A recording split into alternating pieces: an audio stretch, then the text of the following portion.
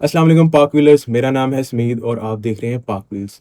आज हम एक नई सीरीज शुरू करने जा रहे हैं, the forgotten cars of Pakistan. हमारे साथ मौजूद हैं फरहान भाई। अस्सलाम वालेकुम, कैसे हैं आप? फिट हैं? फरहान भाई बहुत देर से पाक व्हील्स के साथ हैं। अच्छा, आधी इंट्रो मैंने दे दी है फरहान भाई, आधी आप दें। यार इंट्रो इस चीज की बनती नहीं है, इसके चीज की तो बनती है, ये तो किस्से और कहानियां और पुरानी यादें हैं जो कि एग्जैक्टली। हम शेयर करेंगे। जो कि अब जैसे कोई बच्चा जो 2000 में पैदा हुआ है और आज 25 साल का है, तो उसको तो अंदाजा भी नहीं होगा कि जी उसने क्या इस जो मुल्क में कल्चर होता था, कार कल्चर होता था, किस किस किस्म की गाड़ियां एग्जिस्ट करती थी, किस एग्जैक्टली। किस्म के रोड स्ट्रक्चर्स होते थे, क्या सीसीज होती थी। आज जो कि अब कहते हैं ना कि जी 400 घोड़े की गाड़ी, 500 घोड़े की गाड़ी, तो उस टाइम पे तो 100 घोड़े भी बहुत बड़ी बहुत बात ज्यादा होती होते थी कि थे। 100 घोड़े हैं आपकी गाड़ी में।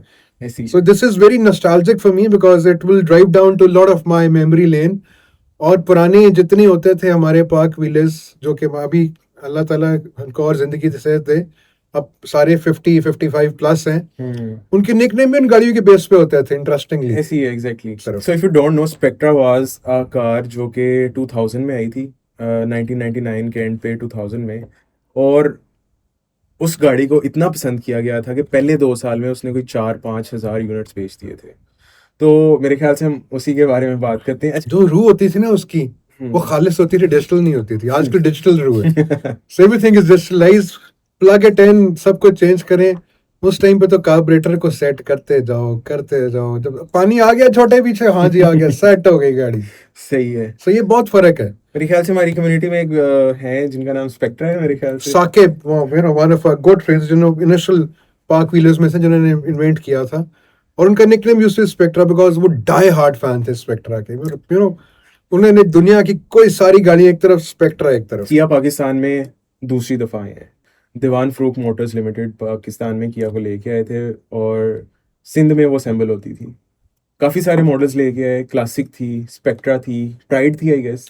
किया प्राइड भी थी। प्राइड भी थी, स्पोर्टेज होती थी which was a proper 4x4 SUV. Spectra Pakistan में जब उन्होंने दी थी, दैट वाज प्राइमरली 2000-2002 के अंदर इन्होंने शुरू किया था। हम्म। और उस वक्त पाकिस्तान इवॉल्व कर रहा था, या। क्योंकि 94 में पाकिस्तान में करोला आई, टोयोटा कुसा। आपके बाद Honda entered this market, civic. Civic और करोला बनना शुरू हुई, आना शुरू हुई मार्केट में, लोगों की एक्सेप्टेबिलिटी आई। उससे पहले तो most primarily all imports, Suzuki S exist करती थी पाकिस्तान में, बट उनका फोकस कहीं और था। Focus Suzuki Mehran was the top selling या। कार। एंड उससे पहले आपकी एफएक्स होती थी जो पाकिस्तान में बनती थी। तो जब टोयोटा करोला बनना शुरू हुई तो people saw an opportunity. Yeah. Diwan grabbed it right, said will do it right, और फिर ये बनना शुरू हुई पाकिस्तान।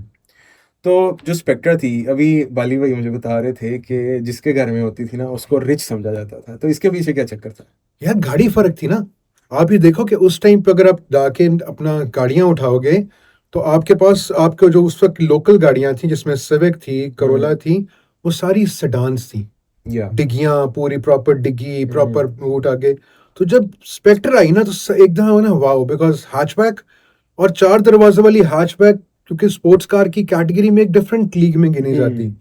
सो वो अगले दिन आता था कि यार स्टेटस सिंबल की थी, क्या बात है, ये ना बड़ी डिफरेंट गाड़ी ले ली आपने। और आई स्टिल रिमेम्बर बिकॉज इसको जब लॉन्च किया गया था तो it had a tiger face. सफाया से ये अडॉप्ट हुई थी।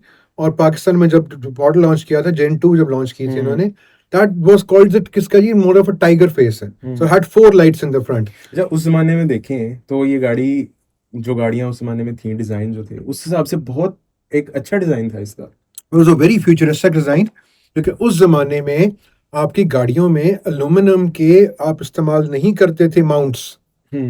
ये पहली गाड़ी थी जो बनी थी जिसमें एल्यूमिनियम के माउंट्स इस्तेमाल किए थे। करोला और होंडा तो बहुत दूर से इससे पीछे थे। सो उन्होंने सीख साख के किया ने एक इंटरेस्टिंग चीज बनाई थी। सवाल ये कि थी क्या पाकिस्तान की मार्केट रेडी थी उसके लिए? That's the question number 1। Question number 2 कि जी क्या उसको पूरी सपोर्ट मिली चलने के लिए? बिकॉज ये पाकिस्तान की market is a very different market. Very different. आप अगर कोई चीज दे रहे हैं तो आपको उधर कस्टमर के लिए होना बहुत जरूरी है। बिल्कुल। कि अगर हमने चीज ले ली है तो ये आपने ही उसको आगे चलाना है, आपने उसकी टेक केयर करनी है, आपने उसकी आफ्टर सेल सर्विसेज देनी है। जो फेल हो जाता था वो फेल था। तो मेरे ख्याल से किया के साथ भी कुछ ऐसा ही हुआ था। स्पेक्ट्रा का ये था कि स्पेक्ट्रा केम इन 2000 1999 के एंड और 2000 में, और उन्होंने पहले 2 साल में तकरीबन 4,500 के करीब गाड़ियां बेच दी थी। और उस जमाने में एक एक्सपेंसिव गाड़ी, एक बड़ी गाड़ी 4,000 बिक जाना एक बहुत बड़ी बात होती थी। लोग लाइनअप हुआ करते थे शोरूम्स पे, भाई स्पेक्ट्रा देखनी है, स्पेक्ट्रा लेनी है। जब लाइनअप होते थे और गाड़ी जाती थी ना इस घर में, हम्म, तो हमें अच्छी तरह याद है, हम जाया करते थे उसको मिलने कि यार हम्म। तूने स्पेक्ट्रा ली है, तो दिखा यार इसकी डिग्गी कैसे खुलती है, हाँ। इसका पीछे से क्या फिर सिस्टम हम होता डिग्गी है, सामान खोलते कैसे जाता डिग्गी है, खोलते थे, खोल कैबिन के कैबिन मिला हुआ डिग्गी के और साथ। जो छोटे होते थे उस टाइम पे, वो कहते थे डिग्गी से घुस के, जो सुनील आज करता है ना, वो उस टाइम पे छोटे बच्चे किया करते थे, घुस जाओ डिग्गी के अंदर, आगे से निकलेंगे, सीट सही है। फोल्ड हो जाती है इसकी। Back seat folding was something very interesting, कि यार बैक सीट फोल्ड होती है, जगह खुली खुली हो जाती है, लेट जाते हैं इसके अंदर जाके पूरा। सो ये बड़ा एक इंटरेस्टिंग फीचर था, जो कि बड़ा फ्यूचरिस्टिक फीचर था उस टाइम पे। 3 वेरिएंट्स थे इसके, GL GLX इस तरह से ना, 1.5 1.6 1.8। 1.5 being the most sold variant, सबसे ज़्यादा मेरे ख्याल से यही बिका था, क्योंकि जो ऊपर वाले वेरिएंट थे बेशक पावर बहुत अच्छी थी इनमें, 129 हॉर्सेस, लेकिन वो फ्यूल बहुत खाते थे। और मेरे ख्याल से वो जो लाइन है ना कि जिसके पास होती थी उसको रिच समझा जाता था, वो इसी वजह से समझा जाता था कि वो बंदा उसका फ्यूल कैसे पूरा करता है, उसके लिए बहुत पैसे चाहिए। बट अगर एक्चुअल आप में नहीं है। रियलिटी की बात करें, तो जो हमने देखा, जो मैंने सुना, 5-6 से ऊपर कभी गई नहीं किसी की गाड़ी। लैंड सो क्रूजर लेता, थी यार। जितने शौक से लेता था, उतने शौक से गैराज में खड़ी रहती थी, फिर वो अच्छा, ये भी है, मैंने बचपन में देखा हुआ है, ज्यादातर खड़ी होती थी खड़ी रहती स्पेक्ट्रा, थी। रोड पे नहीं नजर आती थी। वो जब होता था, जब फुप्पो के घर जाना ना, तो ये गाड़ी निकालो, फुप्पो के घर जाएंगे, वापस आएंगे, दोबारा खड़ी कर दी। पुप्पो के घर या नानी के हाँ, उसके अलावा नहीं वो गाड़ी चलनी, वो गाड़ी खड़ी रहनी है वहां पे। ओके, मेरे सुनने में आया कि मैकेनिक्स ने भी एक्सेप्ट नहीं किया था। Back in early 2000, late 90s में आपके पास मैकेनिक था लिमिटेड, हम्म। और मैकेनिक के पास अंडरस्टैंडिंग वाज वेरी लिमिटेड। जब नई नई EFI गाड़ियां आना शुरू हुई, तो मैकेनिक्स ने कहा कि जी ये तो ठीक नहीं हो सकती, ये तो कचरा ही खत्म हो जाएगी। उसकी सपोर्ट के लिए, if you look go back into history, तो टोयोटा ने और होंडा ने डीलरशिप्स बनाना शुरू की। नहीं तो राइट। उससे पहले गाड़ी का डीलरशिप का कॉन्सेप्ट नहीं होता था। आपको सुजुकी तक गिनती की 1-2 डीलरशिप्स, बाकी आपको शोरूमों से मिला करती थी 0 मीटर गाड़ियां, बड़ी खूबसूरत गाड़ियां। किया कि हमने रोल दी in a country like Pakistan, because हमारे पास उनके पार्ट्स ही नहीं थे।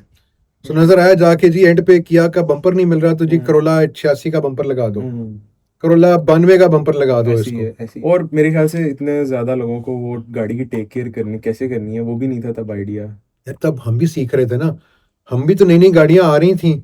सो हमारे लिए भी एक आया था कि जी पहले तो जापान से गाड़ियां इंपोर्ट होके आती थी, तो फिर आया कि अच्छा जी अब हमारे पास यहाँ बनना शुरू हो गई। तो हम भी समझ रहे थे जी किया क्या कर रहा है, होंडा क्या कर रहा है, टोयोटा क्या कर रहा है। सो जो वो कर रहे थे वो हमें अच्छा लग रहा था। अब उस टाइम पे वो स्टैंडर्ड्स भी नहीं होते थे, उस टाइम पे वो कंसर्न्स भी नहीं होते थे, एग्जैक्टली। बिकॉज किया खुद itself as a company evolve कर रहा था। तो उनका उस टाइम पे वो फोकस नहीं आ सका जो कि फोकस आज है उनका। आता था इंजन की बहुत नॉइज होती थी, इंजन की नॉइज वाज वेरी नोटिसेबल। अच्छा। और ये किया खुद भी इस चीज को मानता था कि यार इंजन की नॉइज नोट केबन के अंदर आती, ये सी वाव था। लेकिन जो चलाता था ना, उसकी हर वक्त पैक हुई होती थी, सॉरी बट पैक हुई होती थी, कि अगर ये लग गई, ना इसकी बत्ती मिलेगी, ना इसका फेंडर मिलेगा, ना इसका शीशा मिलेगा, ना इसकी कुछ चीज मिलेगी। ये बहुत बड़ा एक स्ट्रेस लेवल होता था कि यार कहाँ से मिलेंगे पार्ट्स इसके। सही है। बड़ा सोच समझ चलाता था। और उस टाइम पे जो है तो स्पोर्ट्स कार देखने में, लिखने में पीछे से कूप भी है, लेकिन जब वो बलिनो GTI वाला ऐसे काटता हुआ जाता था ना, लगता था कि यार छठो यार, अच्छा, घर खड़ी करो। यानी ये भागती भी नहीं थी इतना। क्योंकि ग्लोबली 1.8 का इंजन इसमें आया था, जो को 129 घोड़े के करीब था। 1.5 यहाँ पे डिट्यून करके दिया उन्होंने था। तो उस जमाने में GLI जो थी, GT अपना इसकी टोयोटा की 1.6 वेरिएंट था, या VTI थी, वो उससे तेज थी वजनी थी, बड़ी थी, खूबसूरत थी, लेकिन वो तेज थी। तो बच्चे नए नए तेज गाड़ियों पे आते थे तो वो कहते थे नहीं ये खूबसूरत बड़ी तेज नहीं है। So engine is the reason ये गाड़ी फेल हुई। मैकेनिक मैकेनिक उस इंजन को नहीं समझता था। मैकेनिक उसके लिए बड़ा एक नई टेक्नोलॉजी थी, एक नई चीज थी, ओवरहेड कैम्स के साथ एक डिफरेंट ब्लॉक था जिसमें उसको समझना पड़ता था, तो वो अवॉइड करता था इसको। पार्ट्स नहीं मिलते थे, फ्यूल फिल्टर नहीं मिलेगा, एयर फिल्टर नहीं मिलेगा, ढूंढने पड़ेंगे। तो आपको उसको बड़ी हासिल हो जाती थी कि क्या है इसको। उसके बाद एवरेज देखिए, उस टाइम पे अगर इसके साथ ही गाड़ियां देखें तो उनकी कम से कम 8, 9, 10 की एवरेज आती थी। होती थी। क्रोला क्लेम इसका 9 होता था, आती 4-5 थी। अच्छा चाहे आप भगा के चला लें चाहे आराम से चला लें, अच्छा, ये उधर ही थी। ये वहीं की वहीं होती थी। आज ये हमें रोड पे नजर नहीं आती, क्यों नहीं आती? ये कहाँ पे गई हैं गाड़ियाँ एक्चुअली? क्या हुआ इन गाड़ियों के साथ? यार देखो, 4400 plus couple of more 600 approximate talking about 5000 गाड़ी। Hmm. Saqib, this is no offence to you, I know you still love Spectra and I respect you for that, but ये गाड़ियां आज खत्म हो गई। ये अच्छा। सब गल गई हैं, कट गई हैं, रुल गई हैं, मुक गई हैं। हम्म। इनकी आज कुछ नहीं है। गिनती की 10 15 20 50 गाड़ी कोई नजर आ जाएगी सेल हाँ, पे अभी भी आपको। अगर आप पाक व्हील्स की लिस्टिंग पे जाएं और स्पेक्ट्रा सर्च करें तो मिला के ना कोई पाकिस्तान में कोई 20-30 लिस्टिंग्स आ रही हैं। 100 गाड़ी होगी, 200 गाड़ी होगी, इससे ज्यादा गाड़ी और एग्जिस्ट नहीं करती, क्योंकि आप इसको ठीक करा करा के लोग थक गए। थके एग्जैक्टली। से मुराद ये कि जी, जब गाड़ियों की कीमतें वैसे चेंज होना शुरू हुई, तो अब गाड़ियां पिछले कुछ सालों में महंगी हुई हैं। तो आपको नजर आ रही हैं कि जी अब जो लिस्टिंग्स में गाड़ियां नजर आ रही हैं 7 लाख 8 लाख कितने की आ रही। ये तो अगला होता था कि यार लाख रुपए की भी बिक जाएगी तो बड़ी बात होगी, 1.5 2 लाख की भी बिक जाएगी बड़ी बात मतलब होगी। मगरों लाना वाली गल हो गई सी। बिकॉज आप कुछ कर नहीं सकते ना इसको, आपको पार्ट्स नहीं मिलेंगे, चीजें नहीं मिलेंगी, तो आप क्या करेंगे इसका। हम्म। तो इवेंचुअली कट के तुल के बिक गई। एक बहुत स्ट्रॉन्ग फैक्टर होता है इन अ कंट्री लाइक पाकिस्तान, जहाँ पे चीजें इवॉल्व होने के साथ साथ चीजों की रिलायबिलिटी भी देखी जाती। सो जो कार रिलायबल होगी, जो कार रोबस्ट होगी, जिस कार के स्पेयर्स अवेलेबल होंगे, वो आपको साला साल गुजरने के बाद भी सड़क पे चमकती दमकती नजर आएगी। नो वंडर आप पिंडी जाएं तो पूरे पाकिस्तान की आपको एफएक्स और ऑल्टो वहां पे हरी भरी वॉव कंडीशन में चलती नजर आती हैं। एक और चीज़ है कि अच्छी और सस्ती प्रोडक्ट, सस्ते में लोग बहुत जाते हैं पाकिस्तानी। एनीवेज, स्पेक्ट्रा का भी सक्सेसफुल होने का यही था कि अगर करोला आपको 8-9 लाख की मिल रही थी तो स्पेक्ट्रा की प्राइस होती थी 6-7 लाख रुपए। तो एक वो भी था कि 1-1.5 लाख रुपए सस्ती गाड़ी है और इतने अच्छे फीचर्स हैं, पावर, हरी सारी चीज़ें हैं। But again the thing is reliability, या कुछ चीज़ें are not meant to be. Meant to be से I would put up to another statement कि गाड़ी बुरी नहीं थी, वक्त ठीक नहीं था। वक्त ठीक नहीं था।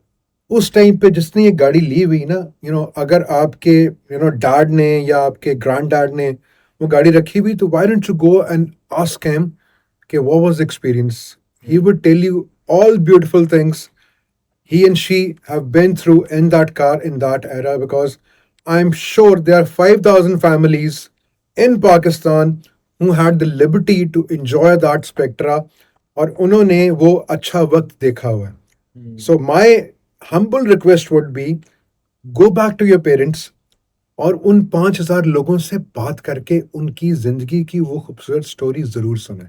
You would love it, because उसका कोई मैच नहीं होगा, बिकॉज वो लाइफ टाइम की एक खूबसूरत स्टोरी होगी। Spectra is you know forgotten but it is a legend, ये याद रखिएगा, बिकॉज स्पेक्ट्रा ने वो इनोवेशन की है जो कि आज आपको नई गाड़ियों में नजर आती है स्पोर्ट्स बैक की।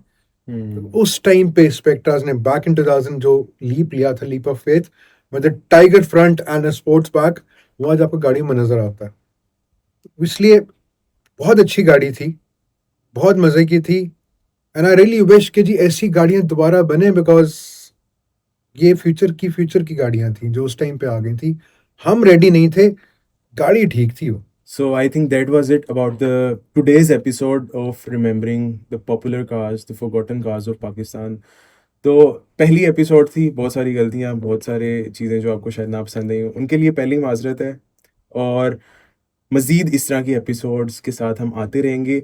नेक्स्ट एपिसोड में आप किस गाड़ी के बारे में जानना चाह रहे हैं, किस गाड़ी की हिस्ट्री जानना चाह रहे हैं, किस गाड़ी के बारे में बातें सुनना चाह रहे हैं, वो कमेंट डाउन कीजिएगा। और आप क्या कहते हैं, नेक्स्ट एपिसोड क्या होनी चाहिए? यार नेक्स्ट एपिसोड में आई वुड से कि जी अगर आप पाकिस्तान की बात करो ना, तो सबसे जो मजेदार गाड़ी पाकिस्तान की रही ना, जो कि मेरे बचपन की, वो that is FX. FX.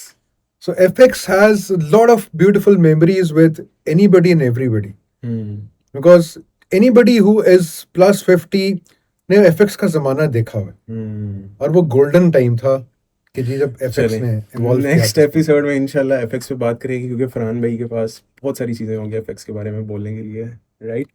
So see you in the next one. अभी के लिए अल्लाह हाफिज़।